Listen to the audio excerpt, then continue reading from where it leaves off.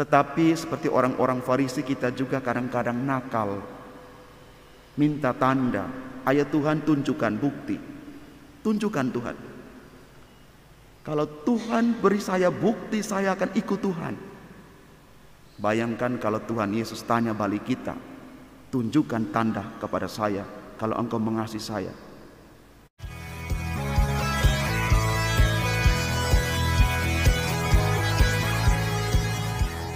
Dalam hati dan berkata, mengapa angkatan ini meminta tanda?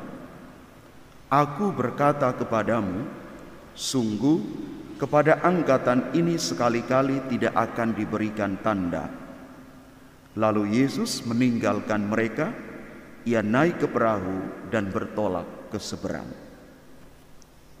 Demikianlah sabda Tuhan. Terpujilah Kristus.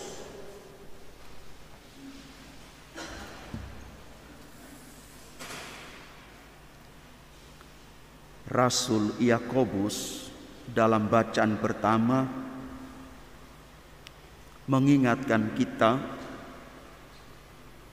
tentang pencobaan, tantangan, masalah, ujian hidup yang dialami oleh masing-masing kita, baik itu pribadi maupun bersama. Ujian iman itu membuat kita makin matang, dan ujian itu membuat kita makin tekun. Maka dalam bacaan pertama dikatakan, ketekunan karena setia itu menghasilkan kesempurnaan. Orang menjadi kuat. Bahkan Yakobus menggunakan buah yang menjadi matang. Maka kita dihadapkan sebenarnya pada dua sikap dasar. Yang pertama, ketika orang sukses, orang berhasil, orang berada di satu posisi yang baik, bagus, aman, maka dia harus hati-hati, harus banyak rendah hati, harus bijaksana untuk mengolah banyak hal yang diberikan itu yang mungkin orang lain tidak dapat. Atau dalam bahasa lebih keren, lebih tinggi, itu mengatakan jangan lupa untuk maintenance, memaintain segala sesuatu. Kadang-kadang orang lupa, ketika di puncak dia terlalu lihat ke atas, dia hampir jarang tunduk sedikit untuk lihat ke bawah. Maka istilah Yakobus dalam bacaan pertama, mereka itu seperti bunga yang kelihatan indah sekali, tapi ketika disinari oleh matahari yang begitu panas terik, bunga itu gugur, layu dan mati, maka semaraknya hilang.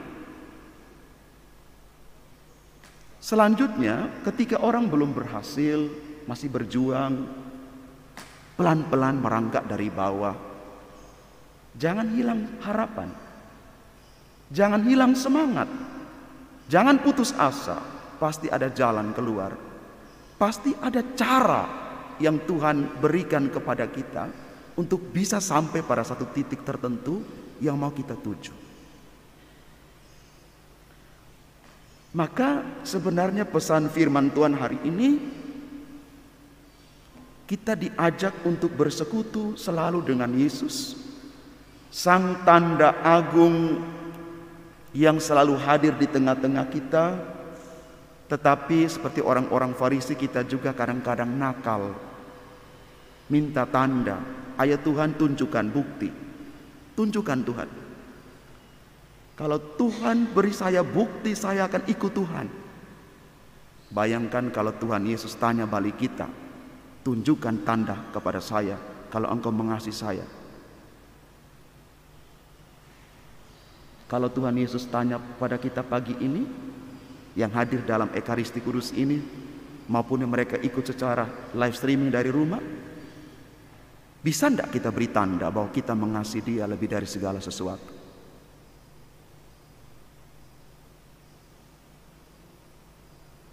Maka mari kita tetap bersatu dengan Tuhan.